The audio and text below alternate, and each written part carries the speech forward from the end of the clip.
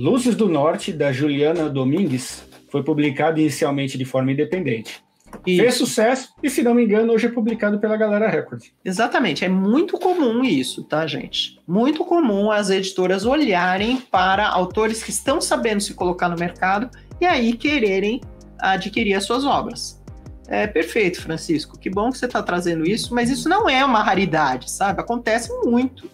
Aliás, daquelas coisas que os editores fazem, do olhar estratégico, inclui o olhar estratégico para autores independentes de sucesso.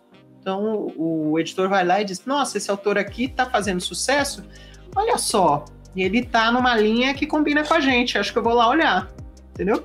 Muito comum. Notando que as editoras estão mais ou menos, o mercado está mais ou menos, porém, o mercado de autores independentes está em expansão. Por isso que tem tanta editora falsa, mentirosa. Por quê? Porque esse mercado, interessantemente, né, está havendo um fenômeno de muitos autores acharem nichos que as editoras não atingiram. Estão chegando nesses nichos e atendendo esses nichos de uma forma muito interessante. Então tá cheio de gente que consegue publicar, consegue vender, não ganha prêmio nenhum, mas vende bem, consegue fazer carreira, fazendo contato direto com o público. Tem acontecido, gente. Tem acontecido muito. A gente já comentou aqui alguns casos, mas está acontecendo mais e mais. Então, o que está acontecendo? Tem um mercado, assim, se tornando mais profissional. Nem todo mundo é super profissional, mas tem alguns autores que estão ficando muito profissionais e estão se lançando por conta própria. Mundo afora, tá? Isso é um movimento mundial, não é brasileiro apenas.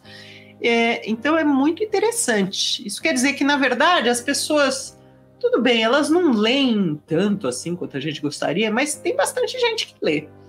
Tem bastante gente que compra livro quando o livro lhe impacta, quando o livro lhe diz alguma coisa. Então não é um mercado zero, não. É um mercado que existe. Alex diz, eu acredito no meu livro. Que bom. Tanto que já são 14 anos pesquisando, escrevendo, estudando, sofrendo. 14 anos! Alex, pelo amor de Deus, vamos acabar com essa história, passa para outra. Eu não desisto de existir, é justamente essa obstinação do meu protagonista. Tá, mas lança. Chega, 14 anos tá demais. Pelo amor de Deus. Chega, lança, divulga, vê o que acontece, né, parte para a próxima. Mas que bom que você acredita, mas manda ver, para de sofrer, tá demais isso aí, né? Laura, das obras que você publicou de 20 anos para mais, tem algumas, ou alguma, né, que tu não publicaria nos dias atuais? Ou sugeriria elementos para se adaptar ao nosso momento? Paris, eu sempre, né, não é que eu parei de trabalhar, não, eu ainda trabalho para editora, né, então eu ainda tô com um olho no mercado, tá?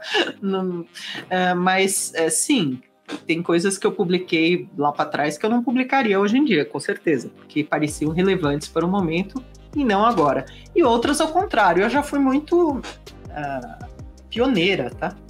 Eu, por exemplo, eu tive uma editora LGBT e eu publiquei uma série de assuntos que hoje estão em alta e eu já publiquei lá no ano 2000, tá? Então, varia, mas sim, alguns assuntos saem de moda e mais, algumas coisas se tornam problemáticas. O que se torna problemático? Hoje em dia, o que a gente está vendo? Uma tendência é a preocupação com as mulheres. As mulheres, mudou o papel das mulheres na literatura. Antes, as mulheres tinham uma posição, digamos, um pouco subalterna. Não havia tantas protagonistas mulheres, nem tantas histórias em torno de mulheres. E isso era comum. Isso todo mundo lançava, era o que tinha, né? Agora, eu acho que você tem que tomar um pouquinho de cuidado se for lançar uma história que seja centrada num homem e não leve em conta tanto a mulher. Mudou o perfil. Então, uma obra que seria perfeitamente aceitável 10 anos atrás, agora você tem que tomar um pouquinho de cuidado, né? Então, sim, as coisas mudam bastante. Algumas coisas, né? Algumas obras que falavam de ecologia, mudou o jeito de falar de ecologia. Algumas obras que falavam de política, mudou o jeito de falar de política. Está mais polêmico, está mais polarizado. Isso mudou. Então você não pode mais publicar determinado tipo de coisa. Por exemplo, obra em cima do muro tá super difícil, você não pode publicar. Você tem que tomar meio que um partido do polo, porque é isso que está acontecendo no mercado. Então, em cima do muro você não vende nem para quem é de direita nem para quem é da esquerda. Nem de esquerda, Então é um problema, né? O editor ele tem que ficar ligado nas tendências e o que ele acha que o público está querendo mais, né? Não pode só publicar o que já foi publicado, que é chover no molhado, mas tem que arriscar o que é que as pessoas realmente estão querendo dentro da nova situação, né? Então, por exemplo, se fosse construir hoje uma linha editorial LGBT, eu teria que ter outros cuidados que eu tive lá no ano 2000, né? Agora muito mais identidades que não existiam, muito mais sensibilidades que não existiam também, né? Mudou bastante o cenário, então eu teria que prestar muita atenção nisso. Sobre a Rocco, trabalha ou não com recebimento de originais? Porque já ouvi dizer que é apenas por agente literário, porém no site eles colocam um campo de originais que não funciona. Lucas, a Rocco a Rocco é um problema mesmo. De modo geral, a Rocco, se você for olhar o catálogo deles, você vai ver que assim, 90% é de obras traduzidas. Então eles têm mais interesse em obras que já fizeram sucesso fora do país, e eles traduzem. Então eles têm pouco interesse em autores nacionais. E o interesse que eles têm é de preferência de um autor que eles já possam meio que garantir o percurso, ou seja, eles preferem autores já conhecidos, que tenham já um perfil de vendas e tal. Porém, tem umas exceçõezinhas lá dentro, né? Eles têm os livros para jovens adultos, que aí é outro editor que cuida, então tem um pouquinho mais de abertura. Então, depende um pouquinho. De modo geral, a Rocco não é muito aberta para autores nacionais, mas tem uma frestinha, uma brechinha lá quando se trata de young adult, ou seja, livros para jovens adultos. Então, depende, você tem que ficar de olho e dar uma xeretada no catálogo onde você vê que tem autores que nem você. Sempre recomendo isso, gente. Pesquise a editora. Tem autor nacional? Tem autor nacional desconhecido? Autor nacional publicando seu primeiro livro ali naquela editora? Se tiver, você tem chance. Se não tiver, como é o caso da Rocco, eu acho que a Rocco não publica muitos autores desconhecidos de primeira viagem. Então, não tem chance. Assinar contrato com a editora de 10 anos é melhor ou pior que assinar um de 5 anos? Renato, depende, tá? Tem editora que só topa publicar seu livro se for por 10 anos. Muitas editoras didáticas são assim. Então, porque elas acham que a aposta vai ser grande, então elas querem te reter por mais tempo. Em geral, isso indica que querem trabalhar seu livro, estão apostando no seu livro, tá? Agora, depende mesmo, né? Se você gosta da editora, ok. Agora, se você não tem muita certeza como é que a editora vai trabalhar com o seu livro, melhor 5 anos, que é o mais tradicional do mercado. Porque em 5 anos você pode sentir se a editora apostou em você, se fez um esforço para vender, se o livro andou. E se o livro tivesse feito um mega sucesso, você pode renegociar o contrato de uma forma mais favorável para você. Se o livro não tiver feito sucesso, você pode tirar da editora e fazer outra coisa qualquer com ele. Então, 5 anos, em geral, é mais trabalhável. Mas se a editora quer 10 anos e você gosta da editora, acha o trabalho dela importante, ok. O que foi, Cid? Bati no microfone. Aqui nós temos a Carol Bottino. Uma editora híbrida me fez uma proposta. Eu pagava 50% e eles 50%. Mas eles não participavam de eventos, não divulgavam o livro. O lançamento era no Instagram, imprimiam o livro sob demanda e vendiam na Amazon. Pois é. Na verdade, aí eu vou contar um segredo.